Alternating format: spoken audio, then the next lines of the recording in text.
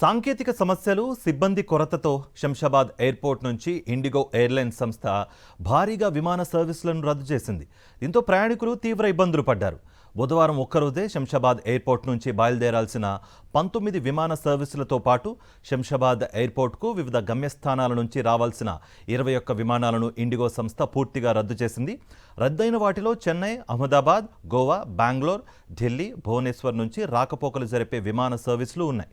మంగళవారం శంషాబాద్ ఎయిర్పోర్ట్కు రావాల్సిన విజయవాడ, ముంబై, కోల్కతా, బెంగళూరు విమానాలు 12 గంటలు ఆలస్యంగా బుధవారం ఎయిర్పోర్ట్కు చేరుకున్నాయి. వీటితో పాటు మరికొన్ని ఇండిగో సర్వీసులు కూడా నిర్దిష్ట సమయానికంటే గంటల కొద్దీ ఆలస్యంగా రాకపోకలు సాగిస్తున్నాయి. ఇండిగో విమానాల రద్దు, ఆలస్యంతో శంషాబాద్ ఎయిర్పోర్ట్లో ఒక్కసారిగా రద్దీ ఏర్పడింది. చిన్నపాటి సాంకేతిక సమస్యలు, ప్రతికూల వాతావరణంలో 200 విమానాలను రద్దు చేసినట్లుగా ఇండిగో సంస్థ ప్రకటించింది. ఇండిగో విమానాల రద్దు, ఆలస్యంతో శంషాబాద్ ఎయిర్పోర్ట్లో ఒక్కసారిగా రద్దీ ఏర్పడింది. చిన్నపాటి సాంకేతిక సమస్యలు, ప్రతికూల వాతావరణంలో 200 విమానాలను రద్దు చేసినట్లుగా ఇండిగో సంస్థ ప్రకటించింది.